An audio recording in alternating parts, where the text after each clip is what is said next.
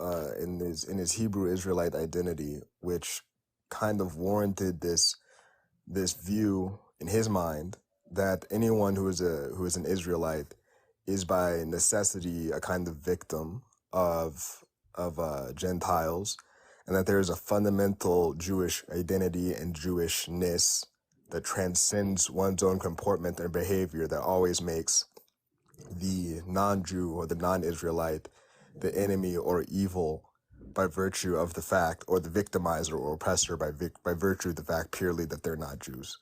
Right. And this is I don't know how to put this. Like, these people who get into this, and I even got into this for a time in my life, who study the Old Testament and then adopt the Jewish identity.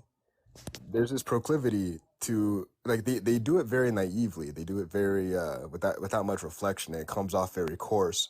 Is there, from what I can, and I might be misunderstanding, conventional Jewish identity in some cases, like obviously not Asher's take on Judaism and Jewish identity, but I think there seems to be a strand within mainstream Jewish identity which also affords this kind of way of thinking, but in a more refined, subtle, less overtly fetishistic and hypocritical way.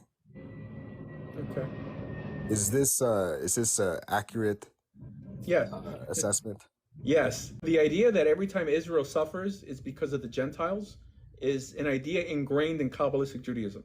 When Israel suffers from a Torah perspective, is because, collectively, I'm not saying a Jew here, a Jew there. Self-inflicted. Right, it's self-inflicted. Now, there's a few verses in the prophets that allude to sometimes the Gentiles going a little too far, but in the vast majority of cases, it's our fault. However, Kabbalistic world separates the world between Jew and Gentile, not between Torah keeper and non-Torah keeper. This is why groups like Chabad will stand in the corner and merely ask you if you're Jewish in order to put on tefillin, and not if you want to learn more about Torah or do you even believe in God. Because they believe that a Jewish soul exists. The notion of a Jewish soul was invented by Kabbalah.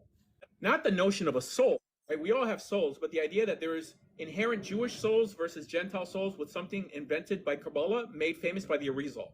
They teach that if you have a Jewish soul, apart from what you believe and how you behave, it means that you are special, connected to God. This is the first two chapters of the Tanya. It says that you're an actual piece of God. It says chelek Elokah mimal mamish. It's an actual physical piece of God. Like, I'm trying to go by Maimonides, thinking that God has pieces, but whatever.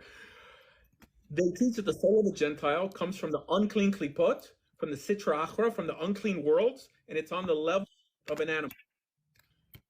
This is not in the Talmud. This is not in the Torah. This is post the 13th century. And this ultimately gave birth to secular Judaism. It gave birth to Zionism, right? Zionism is not a Jewish movement. The idea Jews have never dreamt about having some sort of irreligious secular government on that land. And the reason one could say that the vast majority of Jews are not religious is because now we consider someone Jewish only because they happen to have a Jewish mother and not whether they keep Torah or not. Yes, they're halakhically Jewish, but they're not in a covenant with God. But Chabad makes no distinction.